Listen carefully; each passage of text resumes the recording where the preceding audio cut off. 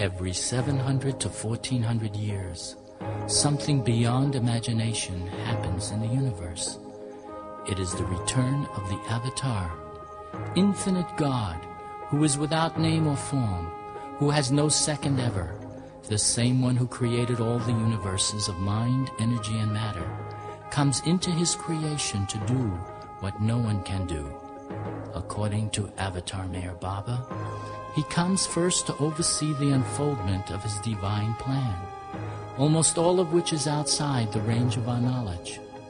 This plan is the divine mystery, since the limited human intellect is incapable of knowing everything and cannot fathom how he does his universal work. So he comes to do what he alone can do. For the individual, he gives liberation to those who are ready. For the general humanity, he becomes a gauge against which each person can measure what he is and what he can become. Because he sees himself everywhere, he knows everything, and is always closer to each person than their own breath. Meherbaba disclosed that history records some of his past advents on earth as Zoroaster, Abraham, Krishna, Buddha, Jesus, and the Prophet Muhammad. Now he states he is here again as Meherbaba. He reveals that he will continue to come eternally. Whenever the force of the love and truth of his previous advent diminishes, and humanity once again longs for his return. Whether he is called the highest of the high, the master of masters, the supreme lover, or the matchless beloved, whether he is known as the Redeemer, the Messiah, the Prophet, or the Avatar, he is always the same infinite one, nameless and formless, even when he comes in human form in certain ages. At first, only a few know who he is, but eventually the whole world comes to realize that something beyond imagination happened in the world. The Avatar has returned.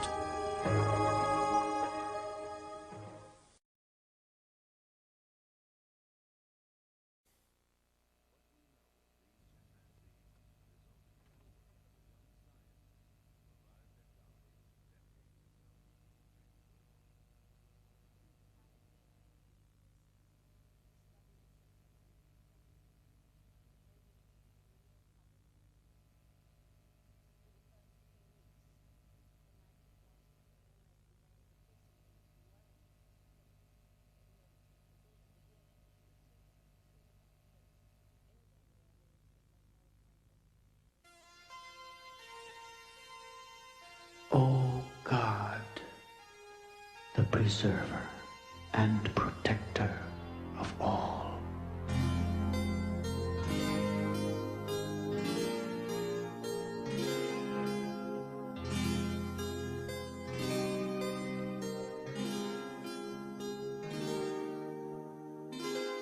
You are without beginning and without end, non-dual, beyond comparison, and none can measure you.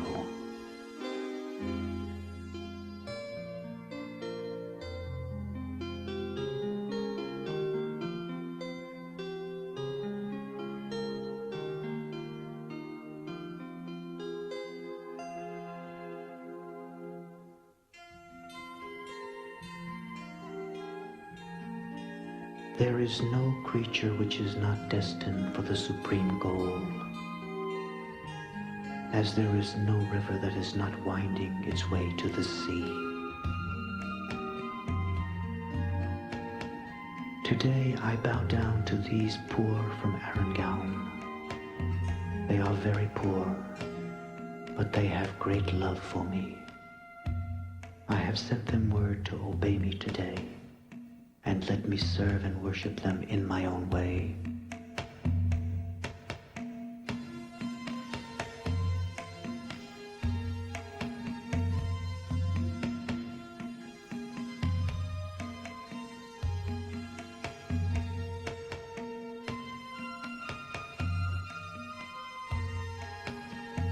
By loving and serving the least of mine, you are loving and serving me.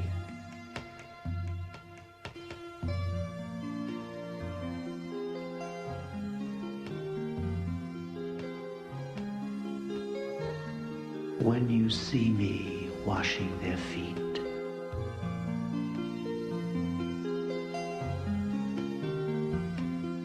and wiping them dry,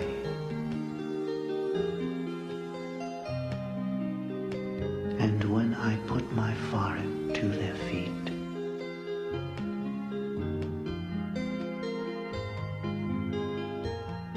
and give them 4 rupees each as a gift, I am the poorest of the poor. I say that and really am that, emperor and beggar at one and the same time.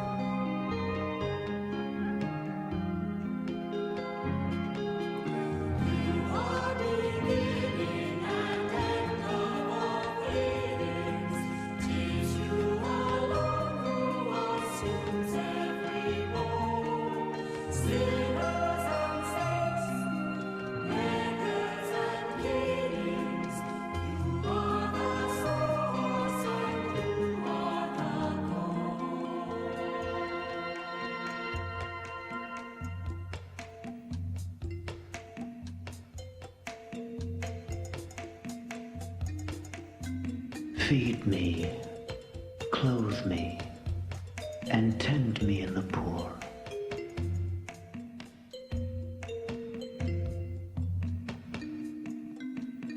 I will bow down to the saints whom I adore, the musts whom I worship, and the poor to whom I am wholeheartedly devoted.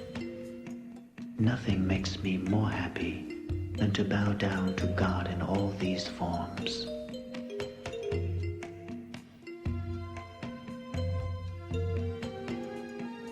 Saint and sinner, high and low, rich and poor, healthy and sick, man and woman, young and old, beautiful and ugly, all are equal in my eyes.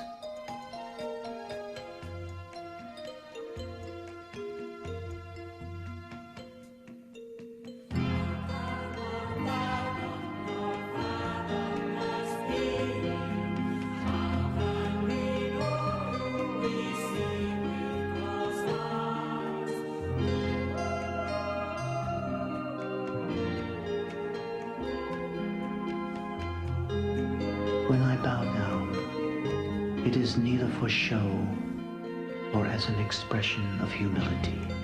I do it for my love for humanity.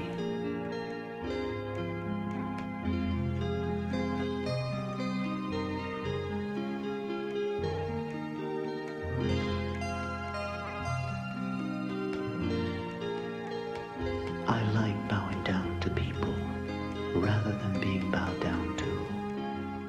To serve and worship God all around me is most at my heart.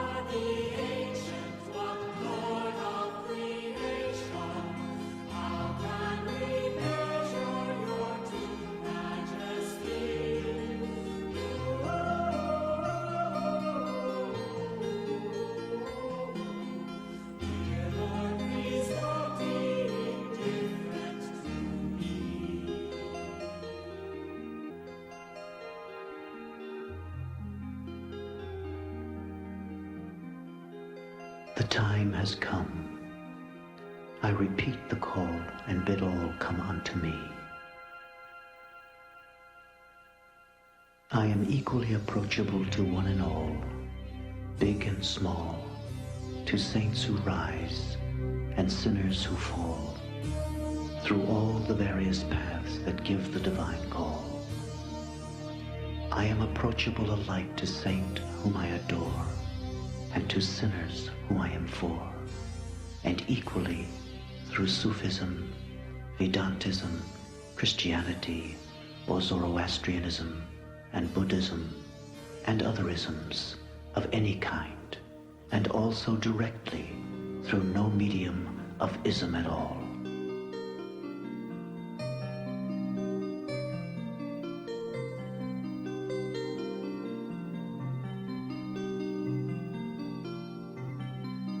Just as there are masters and instructors to guide you along the path of your studies, so there are perfect masters who can guide you along the path of the Spirit to the glorious destination of Godhood.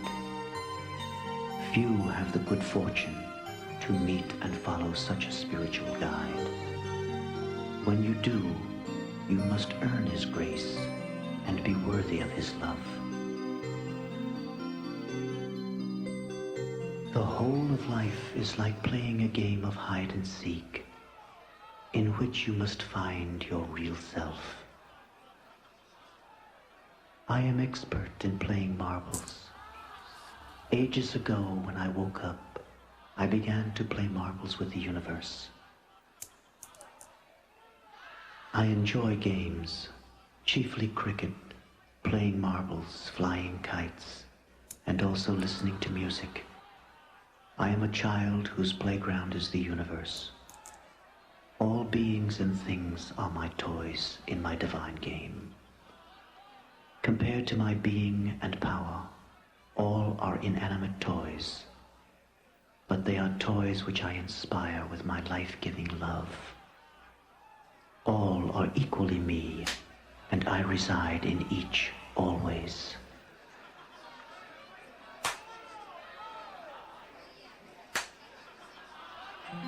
Be brave, be happy. I and you are all one, and the infinite that eternally belongs to me will one day belong to every individual. Wherever I am, wherever you are, I am always with you. If you think I am this body, you have yet to see me as I really am.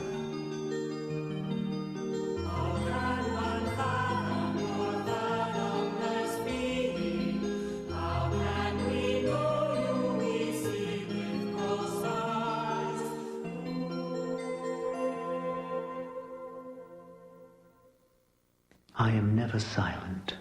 I speak eternally. The voice that is heard deep within the soul is my voice. The voice of inspiration, of intuition, of guidance. Through those who are receptive to this voice, I speak. My outward silence is no spiritual exercise. It has been undertaken and maintained solely for the good of others. I perform no miracles and will perform none until I manifest on breaking my silence. Then I will perform the one miracle, whose greatness and glory you cannot even imagine. I won't raise the dead, but I will make those who live for the world dead to the world and live in God. I won't give sight to the blind, but will make people blind to illusion and see God as reality. I am not limited by this form. I use it like a garment to make myself visible to you, and I communicate with you. Don't try to understand me. My depth is unfathomable. Just love me. I eternally enjoy the Christ state of consciousness. And when I speak, I shall manifest my true self, besides giving a general push to the whole world. I shall lead all those who come to me toward light and truth. The word I shall speak will go to the world as from God, not as from a philosopher. It will go straight to its heart, This much I can say now, that soon God will make me break my silence, and then it will mean God manifesting himself, and within a short period, humiliation and glorification will come, and then will follow my violent physical death. I will come back again after 700 years. This I can say now.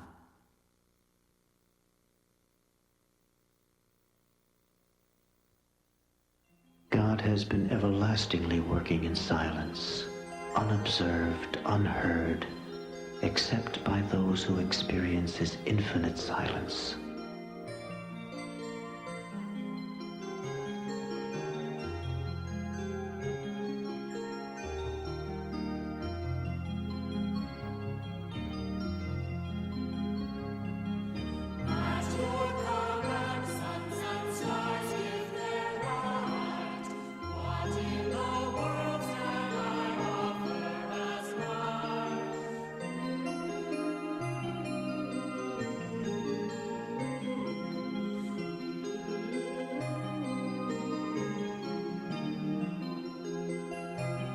God is for those who are not for themselves.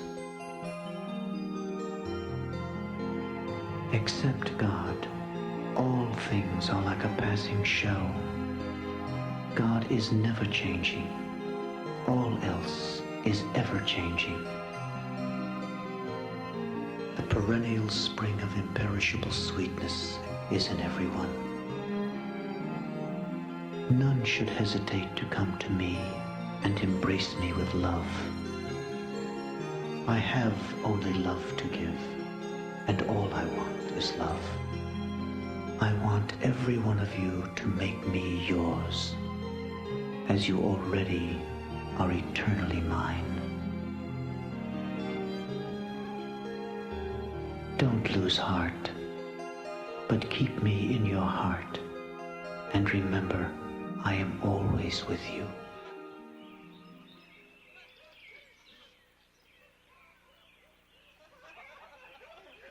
After several lives of search, purification, service, and self-sacrifice, a soul has the good fortune to meet and get connected with a God-realized master.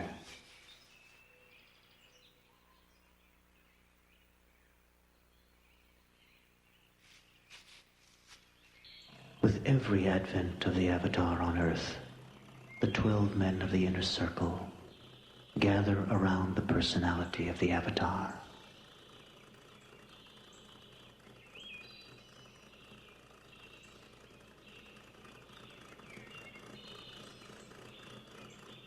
I and those who accompany me on a must trip keep moving night and day for weeks at a time, without regular meals, and only rarely do we rest for a night.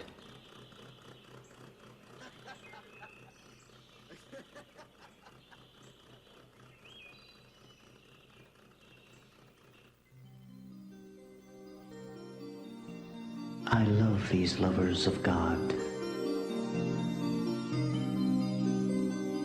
They are so blissfully indifferent to their bodily needs. Musts are God-intoxicated souls. They see me and know me as none of you do. When the internal eye is opened, God, who is the object of search and longing, is actually sighted. Musts and saints of the higher planes are completely desireless and immersed in the joy of God intoxication. Since their only concern is God, they become recipients of the unique happiness which is characteristic of the God state. Owing to the exuberance of the uncontrollable joy in their inward contact with the Divine Beloved, they are utterly heedless of worldly standards or values.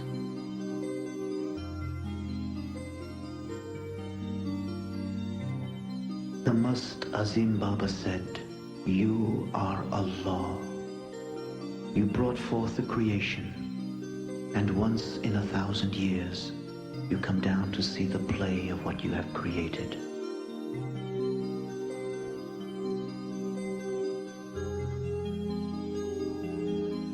I am the mother of the musts.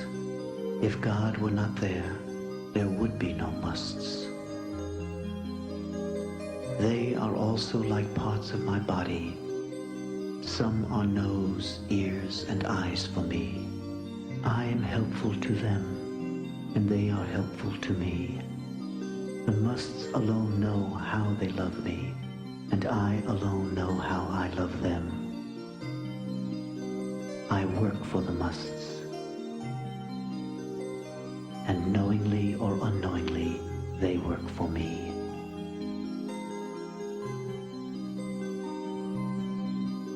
They are unattached to everything except God, and remain unaffected by the pleasures and pains to which worldly persons are subject.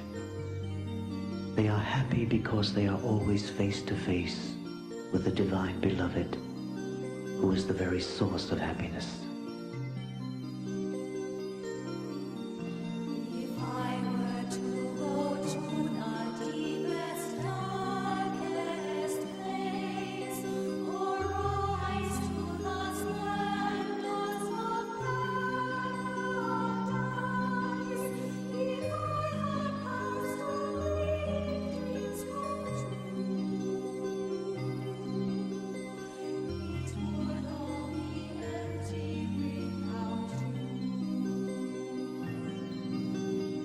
They are no ordinary mortals, but true lovers of God, who have lost themselves in His love and attained the state of saints. It is told you are old, anciently foretold, yet it's true that none is any younger than you. Breathless and breathless through the endless air, hidden behind your veil of mystery.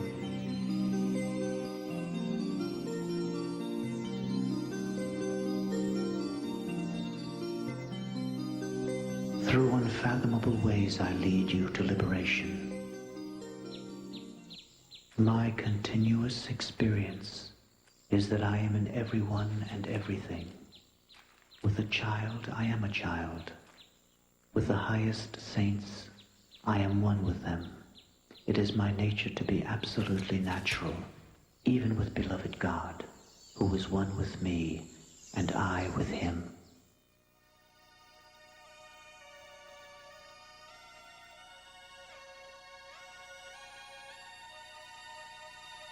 I am the Lord of love, and the slave of those who really love me. The state of this perfect lover of God is indescribable.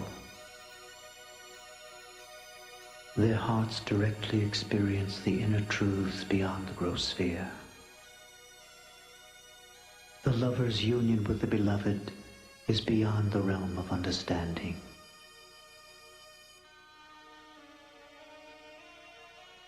They have no beloved except God, and they have no longing except for God. An initiate pilgrim upon meeting Baba cried, "Here no one knows you. I have seen you and recognized you as the true avatar of Vishnu.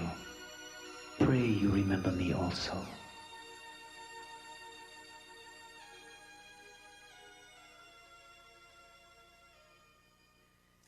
The saints are like the nerves of my body. They work for me, and I guide their lives.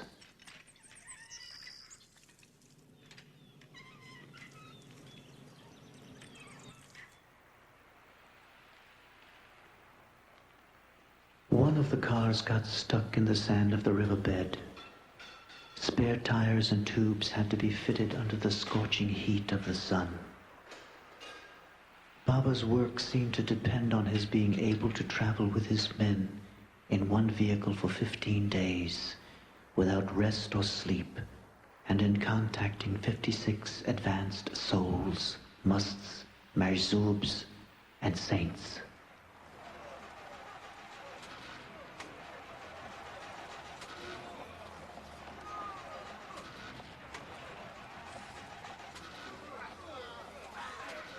These experiences of difficulties and trials became sweet in memory.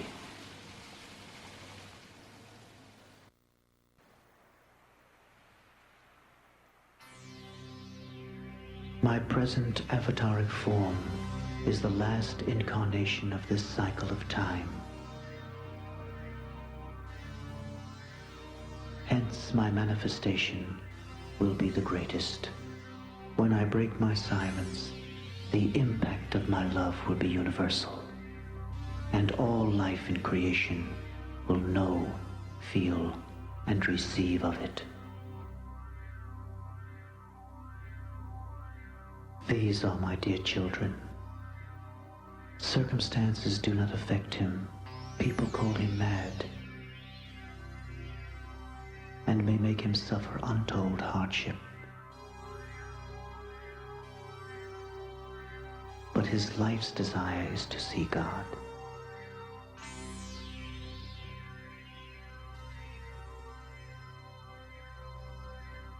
I veil myself from man by his own curtain of ignorance, and manifest my glory to a few.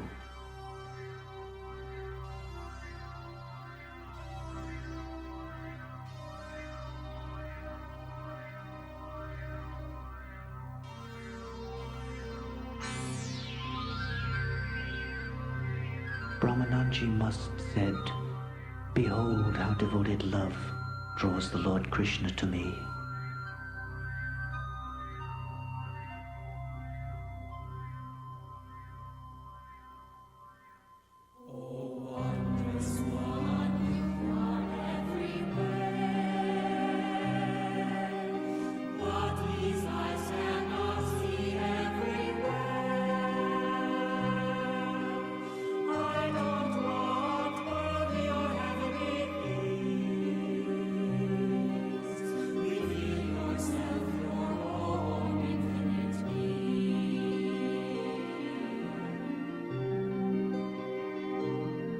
He doesn't wear anything.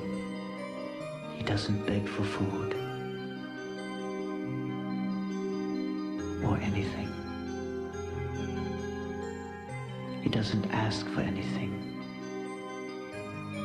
He doesn't want anything. Even if you want to give him something, he won't take it. My love for the musts is similar in many ways to that shown by a mother who continues to look lovingly after her children, regardless of their behavior. Rarely do we rest for a night. See that a must is amiable for contact. Avoid any action that might upset him.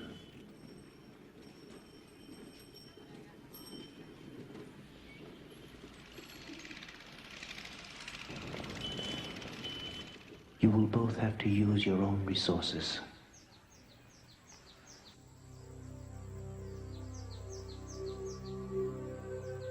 The soul sees wonderful things and gets enchanted. Reveal yourself, your own infinite being. He sees, but not with physical eyes. Mind speaks with mind, and there is neither worry nor doubt. Everything is 1,000,000,000 times brighter than the sun, and 1,000,000 times colder than the moon. Absorbed in bliss, he can know everything, what anyone in any part of the globe is thinking or doing.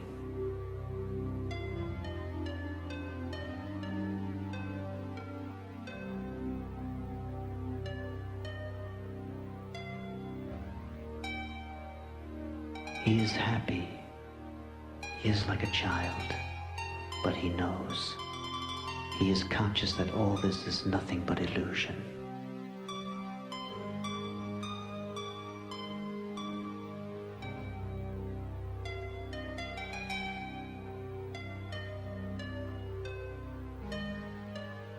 The cosmos is a dream.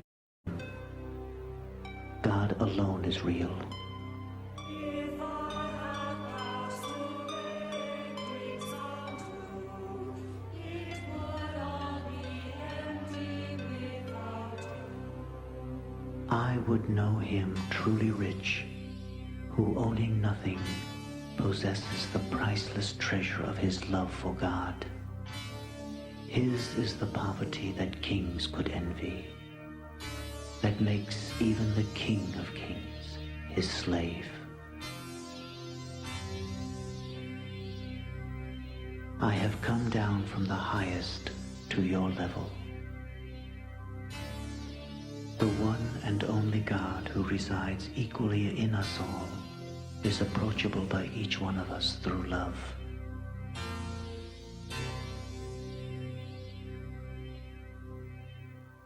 I am the only one who loves everyone. To love those whom you cannot love is to love me as I should be loved. No clothes. He doesn't feel cold. In winter also he is in the same position. He sits there. Even when it is raining, in the summer also, day or night, he is to be found in the same position, same place.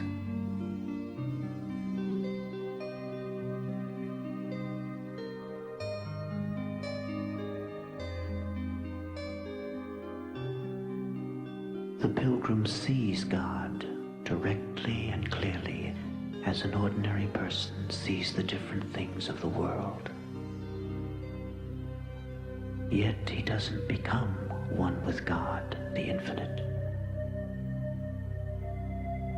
One of the most difficult things for a must is to come out of the self-sufficiency of his state. Just as a must becomes completely indifferent to his own body, he can also become indifferent to the physical or spiritual condition of others. Only the master can draw him out of the isolation of his own choice. The master has a direct and unerring insight into the exact working of the minds of musts. In spite of having attained a high spiritual status, many musts on the inner planes need real guidance and help from a perfect master.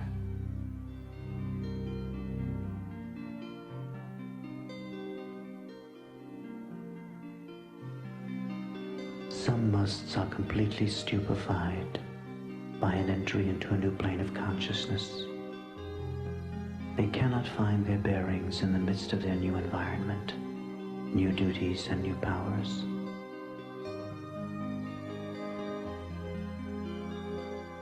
They insist on having the experience of the bliss they find in certain things, which your eyes cannot penetrate, nor your mind understand. If he were to abuse you or curse you for thus disturbing him in the enjoyment of his ecstasy, the cursed one would be doomed for life. It is simply because of me that he cannot do this, and you are saved. Even if they cannot hurt you for my sake, it reacts on them and hurts them to suffer, which I do not like. They feel happy in my presence. When God is found, you have no idea what infinite bliss and peace is experienced.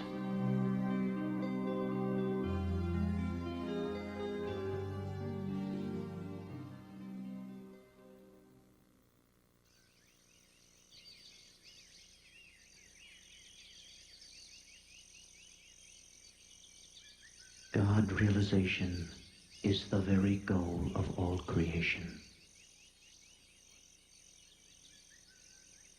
When a person attains God realization, he has infinite power, knowledge, and bliss.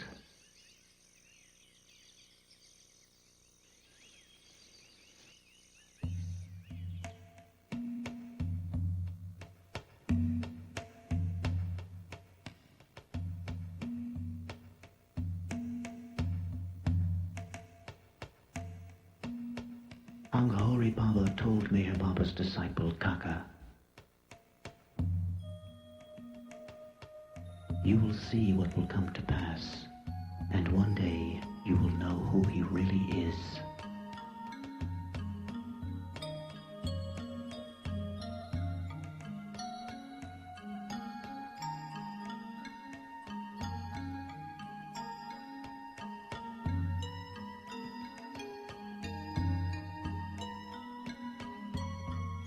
Some musts get stuck on the inner planes. Baba goes there and serves him. He presses his feet and then caresses him. He sits near him and he feels very delighted, very happy. The master can, because of his perfect love and universality of appeal, immediately establish understanding with all types of musts. He enters into the lives of musts as a liberator. God does not read what your pen writes. He hears what your heart sings.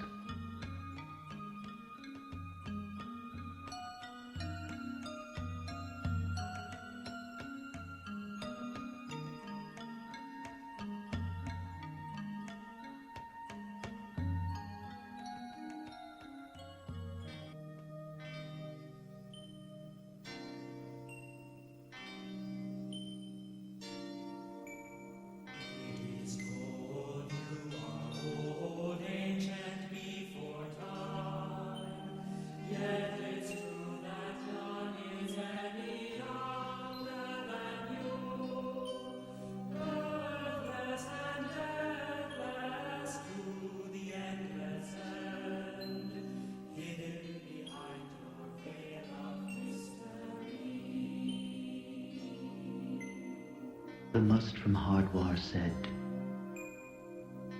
"We play with you, we speak with you, we take food with you, and we make jokes with you in our ignorance."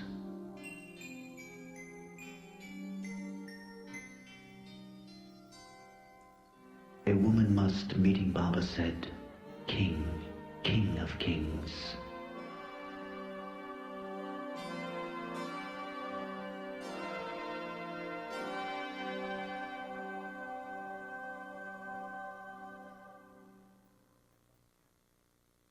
The eyes of man see things that are not worth seeing, and that which is real is not seen by the physical eyes.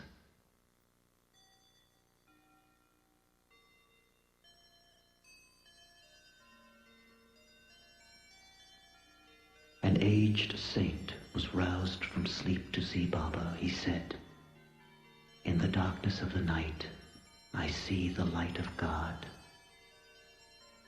If you have the humility of the earth that can be molded into any shape, then you will know me." The God-mad has a clean, pure mind. Greed, anger, avarice, and lust do not exist, since the minds of the God-mad and God-intoxicated are always turned toward God. Dirtiness does not affect their health, because the mind is not attached to the body. Stationed on the inner planes, which are free from the handicaps and limitations of the gross world, they can be in contact with a far greater number of souls than is possible for an ordinary person. No system or principle exists for him. He won't mind being ridiculed. Even if people call him mad, he does not mind. Those who are bound to God are not bound by anything else. If someone were to ask me what makes me happiest, my reply would be embracing a must.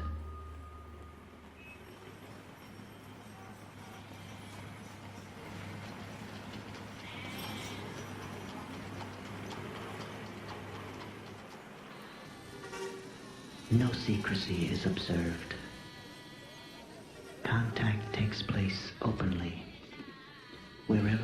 trust is found in a room, a street, or a market, anyone present can see it.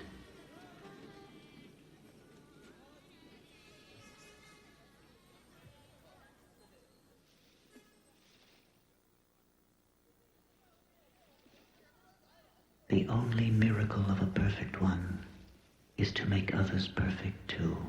Otherwise, miracles have nothing to do with the truth at all. It is not given to everybody to be a lover of God. Such lovers are so consumed in the fire of love that they are not conscious of their stage of spiritual progress.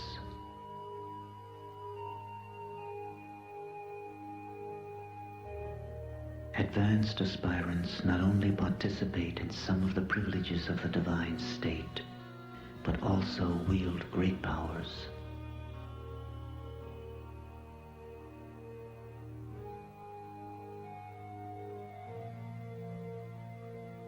Muhammad is always going out to find something on which to fix his gaze.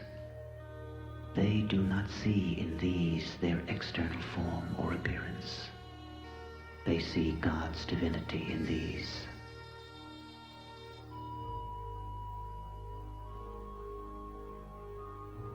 He would call Baba Dada. He would say, Dada is God. Dada is Master. Everything depends on Dada's will. Dada is the Master of mercy.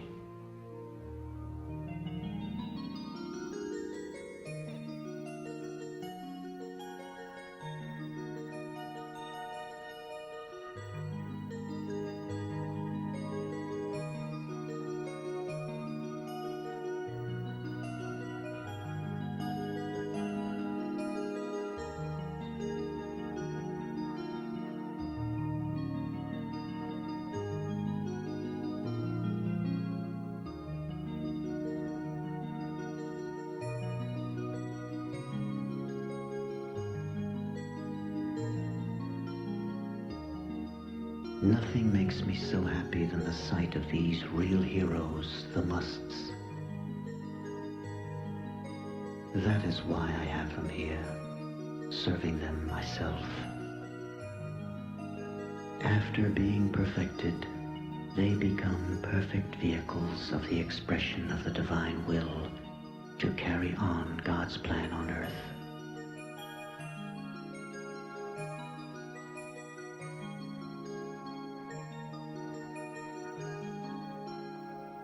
God realization is the very goal of all creation.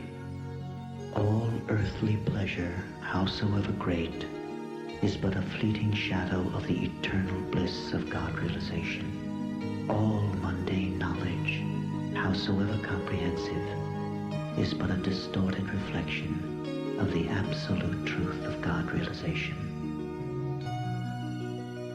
All human might, howsoever imposing, is but a fragment of the absolute power of God realization. My existence is for this love and truth, and to suffering humanity I say, have hope. I have come to help you in winning the one victory of all victories, to win yourself.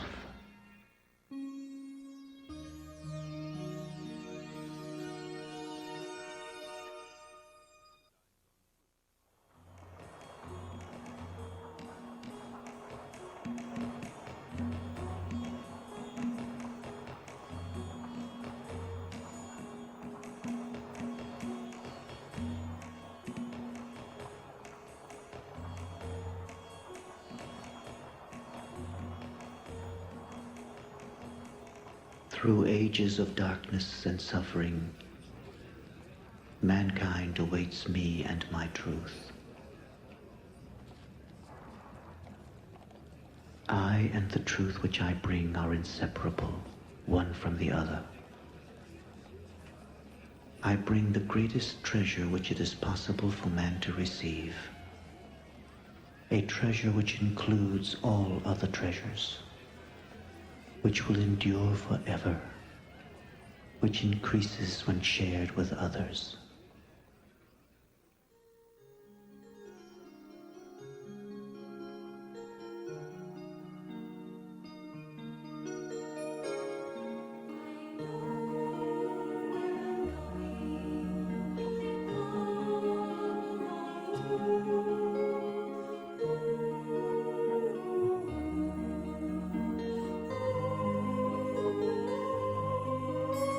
There's a bird of paradise which is said never to come to earth. God is like the bird of paradise.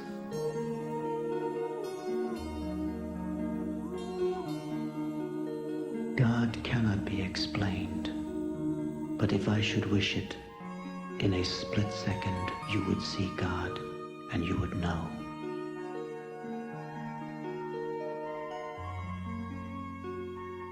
He told Baba's disciple, "Tell Baba to bless me. I'm just an ordinary saint. He's a big sun, and I'm just a flame. Tell him to bless me."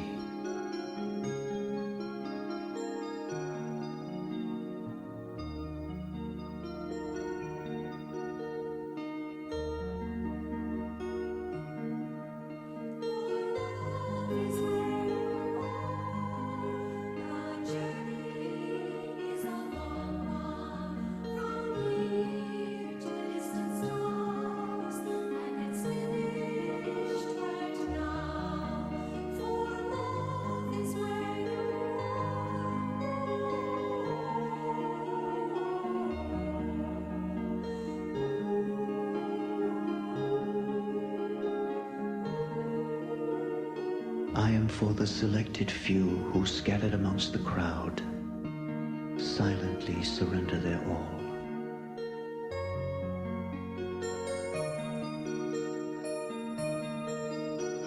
I too am old, older than the earth.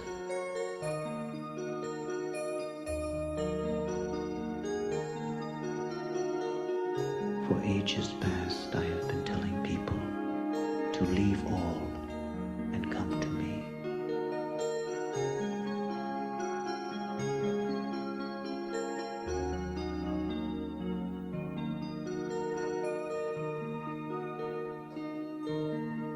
There is no law higher than love, and there is no goal beyond love.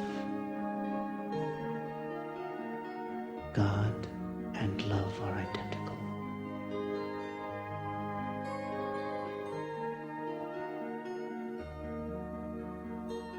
No one understands me until they understand me as infinite love.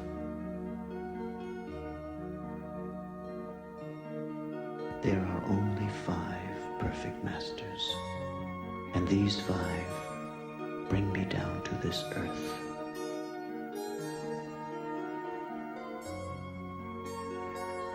Those 5 hold the key to all of creation, which contains an infinite number of universes.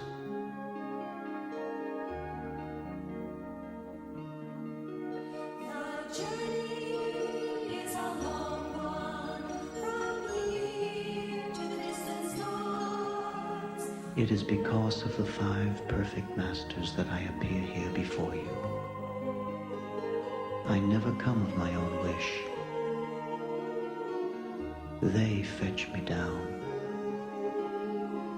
I am made of all the attributes of all 5 of these masters.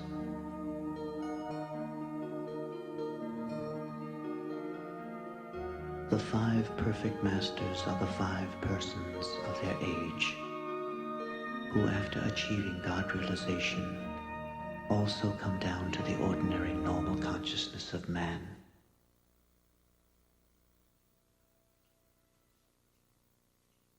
From the beginning of all beginnings, I have been saying, I say it now, and to the end of ends, I will say it, that he who loves God becomes God.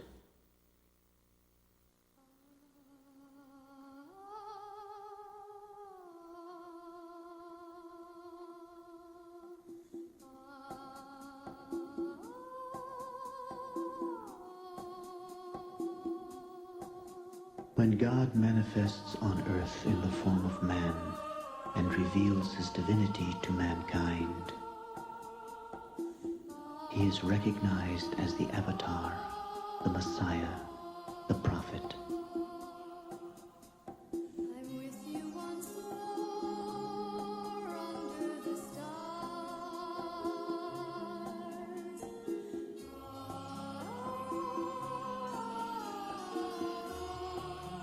When I was a boy, I preferred marbles, kites, cricket. I had nothing to do with spirituality. My father was a great seeker, but he couldn't find. He wanted to die. A divine voice spoke and he listened. Your son. It is your son who will attain it. And through your son, you.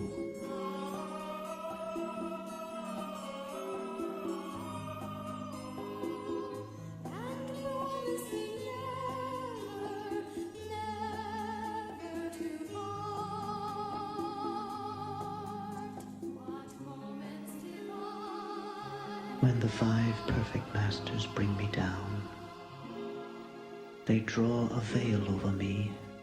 Baba Jan was one of them. It is said she was 122 years old. She lived most of the time under a neem tree in Pune, staying there regardless of sun, rain or cold. She beckoned. I got down from my bicycle. She kissed me on the forehead. That very moment, everything disappeared, vanished. I found myself infinite. She made me realize in a flash my most original state of being the Ancient One. The infinite bliss of my self-realization was, is, and will remain continuous. Baba Jan gave me divine bliss. Sai Baba gave me divine power. Upasni Maharaj gave me divine knowledge.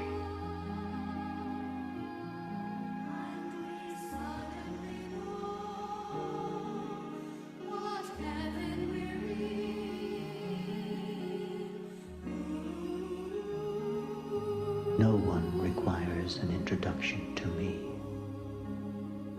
for no one is a stranger to me. Many times in previous lives they have been introduced to me and have gone away and forgotten me and met me again. And now when I hear people curse the chance that was wasted, I know but too well what they mean. To live it again is past all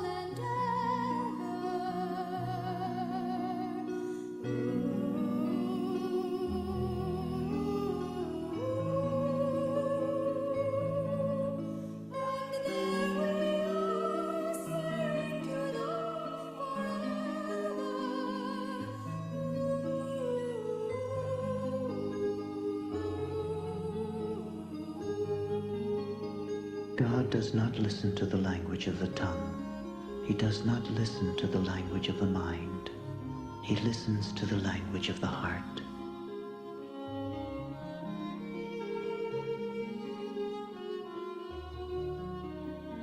I love children. All else may fail. Love never fails.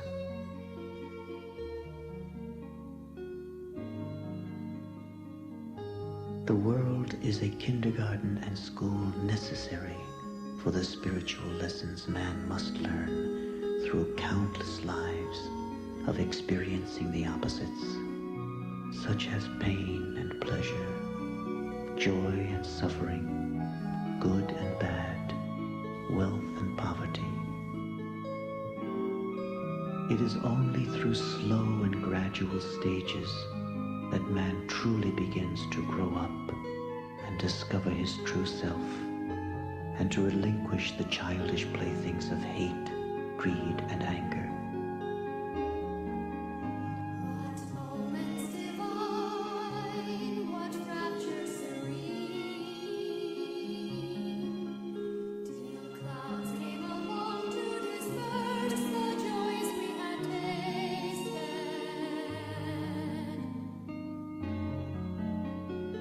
In the divine scales, vice and virtue are necessary experiences man goes through before attaining the supreme balance of self-realization, which is beyond all opposites, good and bad.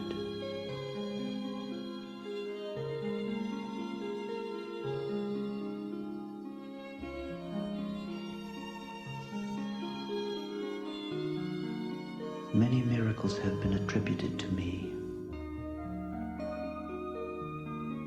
When people think miracles have been performed, their faith has done it. Although I do not perform miracles, I shall give anything to whomsoever asks from the bottom of his heart. I'm with you once more under the stars.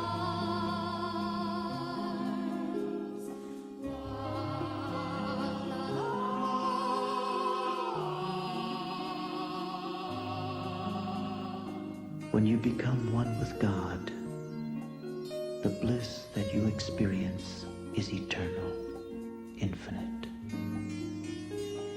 There is no break in that bliss.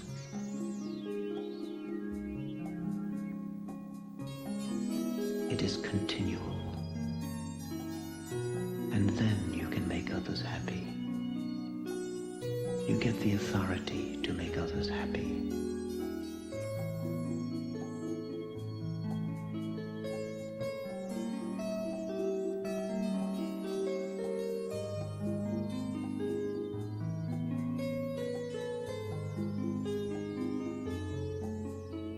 You have not to renounce the world. You can lead a family life, be in the world, do your work or business, attend your services, attend theaters, parties, everything, but always do one thing.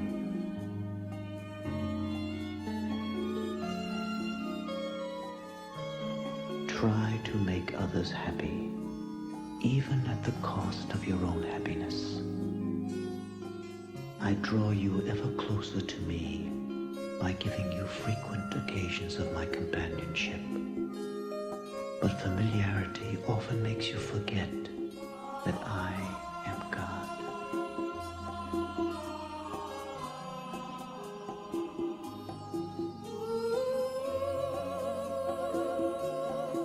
I know all that happens and will happen. I give not what people want, but what they need.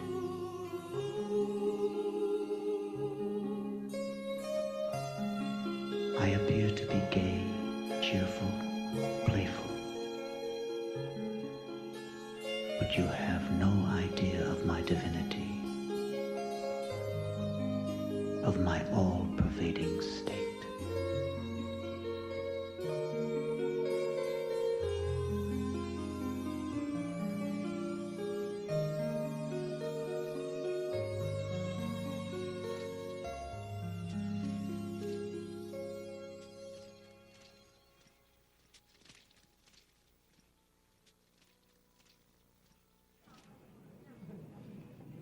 Pure, real love longs to give and does not ask for anything in return. Love can belong to all, high and low, rich and poor. Nothing can house the Ancient One that does not house love. If, instead of erecting churches, fire temples, mandirs, and mosques, people were to establish the house of God in their hearts, for the beloved God to dwell in supreme, then my work will have been done. if instead of mechanically performing ceremonies and rituals because of age-old customs, people were to serve their fellow beings with the selflessness of love, taking God to be equally residing in one and all, and knowing by so serving others they are serving me, my work will have been fulfilled.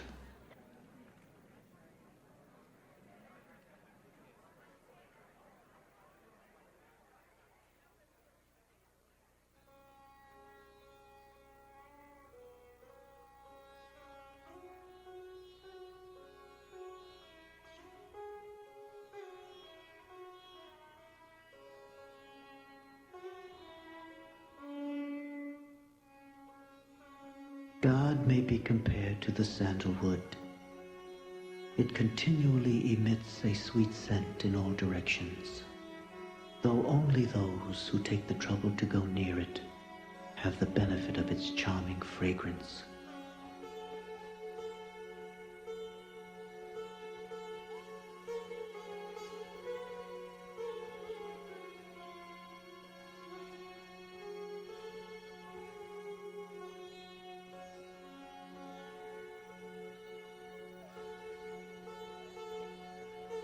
To draw you to me and to make you realize you are bliss itself, I come amongst you and suffer infinite agony.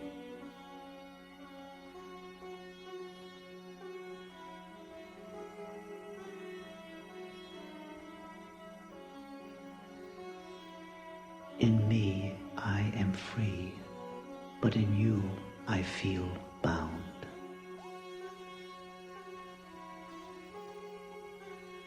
According to the law that governs the universe, all suffering is your labor of love to unveil your real self.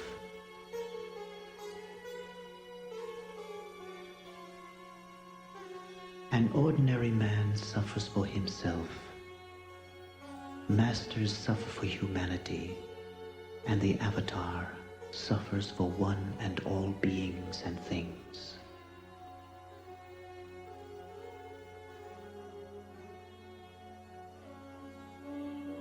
God is not far from the seeker, nor is it impossible to see him. He is like the sun, which is shining right above you. It is you who have held over your head the umbrella of your variegated mental impressions.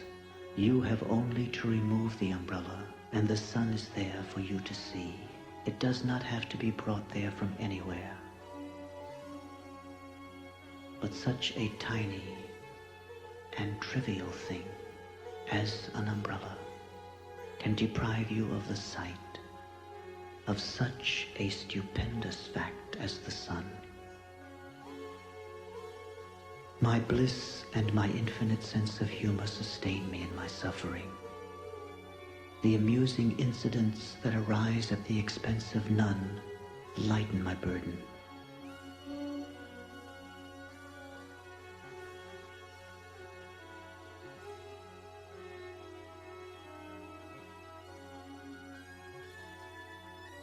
I have taken on the form of man to take on the suffering of man.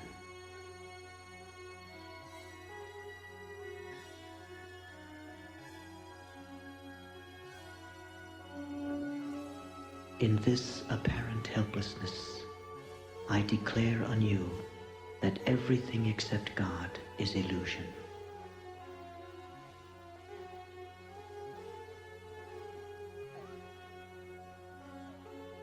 I knowingly suffer through you to make you free from bindings.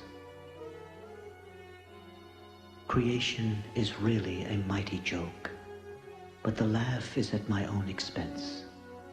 And now the jest is proving a burden on my chest. The life of everything and everyone is an open book to me. It is like a film show that I enjoy at my own cost. Do not search for God outside of you. God can only be found within you.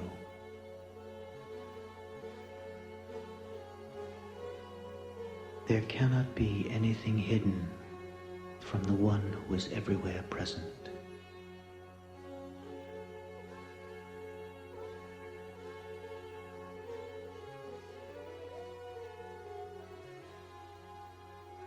In feeding them, I feed myself.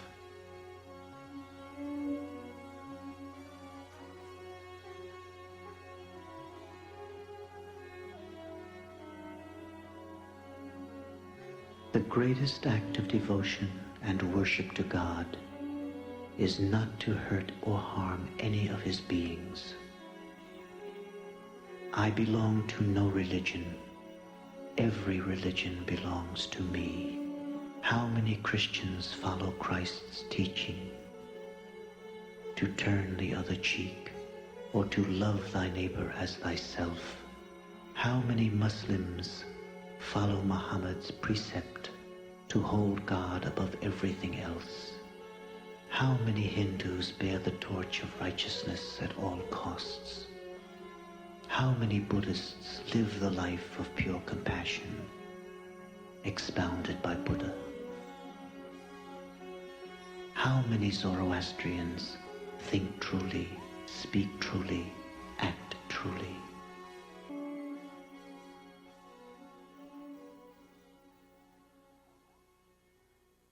He who seeks my pleasure finds the divine treasure.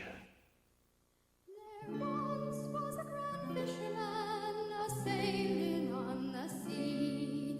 He caught 1,000,000 fish in his net, and then he set them free, saying, "The time has come, I repeat the call, and bid all to come unto me." His net was made of divine love, so the fishes became men. They suffered through many lifetimes till the fisherman came.